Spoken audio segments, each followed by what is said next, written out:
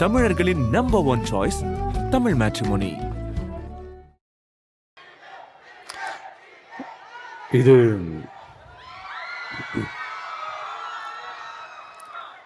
இது ஒரு அன்பான தருணம்,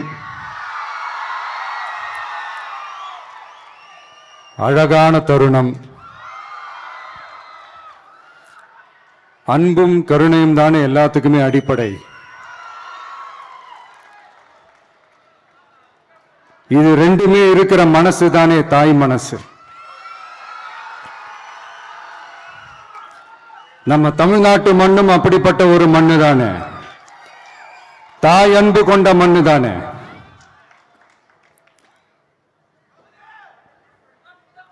ஒரு தாய்க்கு எல்லா பிள்ளைகளும் ஒண்ணு தானே. அதனால பொங்கல், தீபாவளி, ரம்ஜான், கிறிஸ்துமஸ்னு இந்த மாதிரி எல்லா பண்டிகைகளும் எல்லாரும் சந்தோஷமா ஷேர் பண்ணிக்க கூடிய ஒரு ஊரு தானே நம்ம ஊரு. இங்க வாழ்க்கை முறையும் வழிபாட்டு முறையும் வேறு வேறுனாலும் நாம் எல்லாருமே சகோதரர்கள் தானே. அதனாலதான் நம்ம அரசியலுக்கு வந்ததுக்கு அப்புறம் கடவுள் நம்பிக்கை உண்டுன்னு அறிவிச்சது ஏன் தெரியுமா? உண்மையான நம்பிக்கை தான் நல்லிணக்கத்தை விதைக்கும், மற்றவங்களோட நம்பிக்கையை மதிக்க சொல்லி தரும்.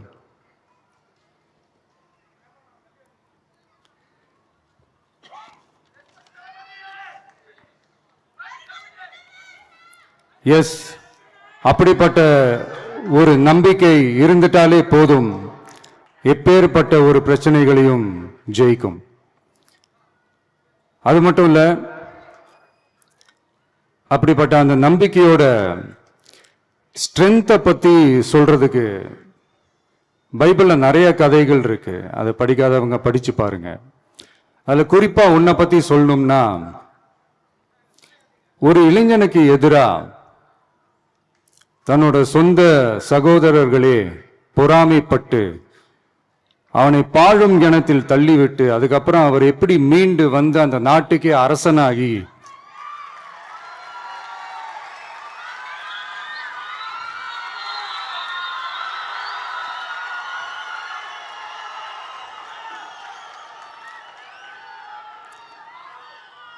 அந்த நாட்டுக்கே அரசனாகி தனக்கு துரோகம் செஞ்ச தன்னுடைய சகோதரர்கள் மட்டுமல்ல, அந்த நாட்டையே எப்படி காப்பாத்தினாருன்னு சொல்லி இந்த மாதிரி நிறைய இன்ட்ரெஸ்டிங்கான கதைகள்லாம் பைபிள்ல இருக்கு. படிக்காதவங்க படிச்சு பாருங்க. அந்த குறிப்பிட்ட கதை யாரை பத்தின கதைன்னு நான் சொல்லி தெரிய வேண்டிய அவசியம் இல்லைன்னு நினைக்கிறேன். அது உங்க எல்லாருக்குமே நல்லா தெரியும். சோ இப்படிப்பட்ட கதைகள்லாம் நமக்கு எதை உணர்த்துது அப்படின்னா, கடவுளுடைய அருளும் மக்களை மானசீகமாக நேசிக்கிற அந்த அன்பும் அதீத வலிமையும் அதுக்கான உழைப்பும் இருந்துட்டாலே போதும், எவ்வளவு பெரிய ஒரு போராட்டமோ ஒரு போரோ இல்லை எதிரிகளையோ ஜெயிக்கலாம் அப்படின்றது தான் இந்த கதைகள்லாம் நமக்கு உணர்த்துது. இந்த விழாவில் நான் ஒரு உறுதியை ஒன்று கொடுக்கிறேன்.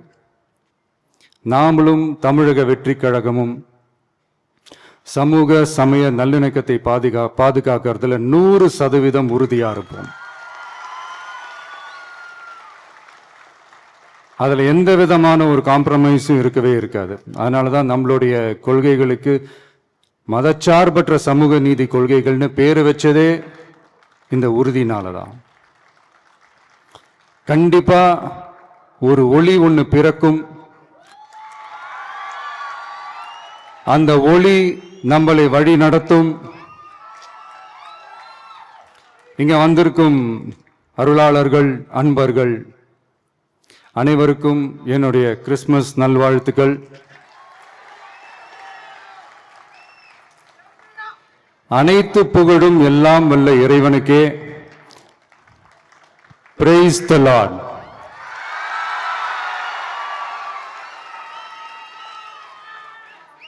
கான்பிடண்டா இருங்க, நல்லதே நடக்கும், வெற்றி நிச்சயம். என் நெஞ்சில் குடியிருக்கும்